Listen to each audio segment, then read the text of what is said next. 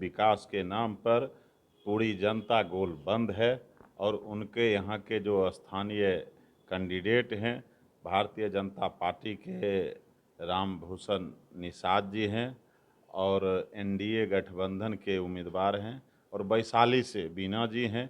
दोनों जगह हमने जो घूमा है जनता का पूरा आशीर्वाद मिल रहा है। मोदी जी के तीसरी बार प्रधानमंत्री बनाने के लिए जनता संकल्पित नहीं करेगा, क्योंकि लोग नरेंद्र मोदी के नाम पर वोट दे रहे हैं। निषाद जी भी पिछले बार मोदी जी के नाम पर ही जीते थे और इस बार जो सर्वे रिपोर्ट उनके निगेटिव होने के कारण उन प्रत्याशी को बदला गया। नमस्कार, आप तिरहुत न्यूज देखना शुरू कर दिए हैं।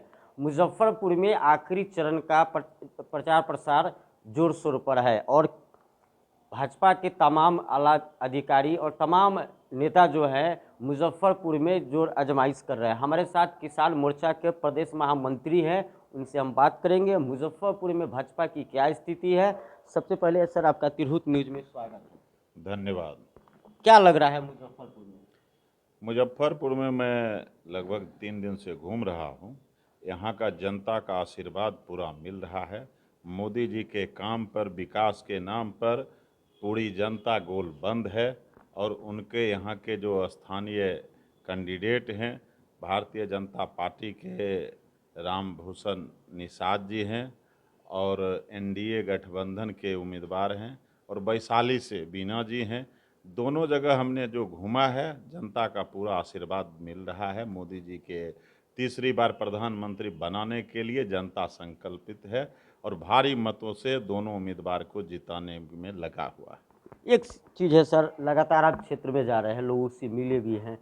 मुजफ्फरपुर में अजय निषाद जी है जो कल तक आपके पार्टी से सांसद थे, 2 टर्म रहे हैं, इस बार आपके विरोध में है।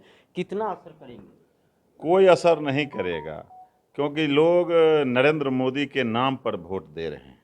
निषाद जी भी पिछले बार मोदी जी के नाम पर ही जीते थे और इस बार जो सर्वे रिपोर्ट उनके निगेटिव होने के कारण उन प्रत्याशी को बदला गया और जो नए प्रत्याशी आए हैं उनके जनता का पूरा आशीर्वाद मिल रहा है, भरपूर प्यार मिल रहा है। और देश में जो काम किए हैं नरेंद्र मोदी जी, चाहे वो कोरोना का टीका हो, 5 किलो अनाज हो, 70 साल से अधिक उम्र वाले को 5 लाख का फ्री इलाज हो, उज्ज्वला योजना हो, सैकड़ों काम उन्होंने किया है। 370 धारा देश से हटाए हैं। 500 साल के संघर्ष के बाद अयोध्या में रामलला मूर्ति को जो टेंट में था उसको भव्य दिव्य मंदिर में लाए हैं। साथ ही साथ अयोध्या के साथ साथ नरेंद्र मोदी जी अरब कंट्री में भी जाके हिंदू के भव्य मंदिर का उद्घाटन किए हैं और विकास की गति को सबका साथ सबका विकास सबका प्रयास के साथ उन्होंने लगातार 10 साल से काम कर रहे हैं। देश आर्थिक दृष्टिकोण से भी संपन्न हुआ है। 2014 से पहले देश 11वां स्थान पर था आर्थिक दृष्टिकोण से, आज 5वां स्थान में है और तीसरी बार जब नरेंद्र मोदी जी आएंगे तो ये तीसरा पौधान पे आ जाएगा। ये मोदी जी की गारंटी है। मोदी जी जो बोलते हैं वो सिर्फ जुमला नहीं होता, काम पूरा होने की पूरी गारंटी है। निश्चित रूप से मोदी की गारंटी पर ही चुनाव हो रही है। सहनी समाज को कितना एकजुट कर पाएंगे आप लोग मुजफ्फरपुर में? हमारे साथ सभी समाज हैं। मैं तो बता दिया कि सबका साथ सबका विकास, कोई भेदभाव नहीं करते, किसी धर्म जाति वर्ग में कोई भेदभाव नहीं है। जो भी योजना चलाते हैं नरेंद्र मोदी सभी के लिए, चाहे हिंदू हो, मुसलमान हो, सहनी हो, जादव हो, कोई भेदभाव नहीं। अगरा हो, पिछड़ा हो, दलित शोषित पिछड़े को आवाज़ दिए, अगरा को 10% आरक्षण दिए, सभी के लिए काम कर रहे हैं। तो मेरे साथ किसान प्रकोष्ठ के नेता हैं राम लखन सिंह, जो लगातार मुजफ्फरपुर के विभिन्न विधानसभा क्षेत्र में जा रहे हैं, लोगों से मिल रहे हैं। सर एक सवाल है, आप किसान नेता भी हैं और खासकर मुजफ्फरपुर और वैशाली में आपके समाज के लोग जो है खफा है भाजपा से। हमारे समाज के, कोई समाज के लोग भाजपा से खफा नहीं हैं। ये तथाकथित विपक्षियों का शगुफा रहता है, प्रोपगंडा है। सारे समाज का वोट मोदी जी के नाम पर, मोदी जी के काम पर एक मुश्त भाजपा को मिल रहा है और भारी मतों से हमारे प्रत्याशी मुजफ्फरपुर लोकसभा से राजभूषण चौधरी निषाद जी और वैशाली से बीना जी जीत रही हैं। मुजफ्फरपुर में भूमिहारों ने एक बैठक बुलाई है और इसमें एनडीए को हराने का संकल्प लिया है, क्या कहेंगे आप? वो बैठक प्रायोजित था, विरोधियों का प्रायोजित बैठक था, जिसमें कैंडिडेट का बैठक करना स्वाभाविक है। वो बैठक कैंडिडेट के द्वारा किया गया था, तो वो तो अपना शगुफा छोड़ेगा ही, लेकिन मतदाताओं पर कोई उसका प्रभाव और असर नहीं है। मतदाता खुल के नरेंद्र मोदी जी के साथ है। कितने वोट से जीत रहे हैं इस बार मुजफ्फरपुर? पिछले पिछले जो हमारा वोट जीतने का प्रतिशत था, उससे आगे बढ़ के जीतेंगे। वो रिकॉर्ड को ब्रेक करेंगे इस बार। वैशाली में तो भूमिहार बहुत खफा है। कोई वोटर नहीं खफा है। कैंडिडेट, उनके कार्यकर्ता जरूर घूम रहे हैं, घूमना भी चाहिए, लेकिन मतदाता एकदम इंटरेक्ट है, मोदी जी के साथ है, उनके विकास कार्यों के साथ है, उनकी विचारधाराओं के साथ है, और एकमुष्ट वोट भाजपा को पड़ रहा है, एनडीए गठबंधन को पड़ रहा है। तो निश्चित रूप से राम लखन सिंह जी दावा कर रहे हैं कि भूमिहार वोटर जो है टूट नहीं रहा है।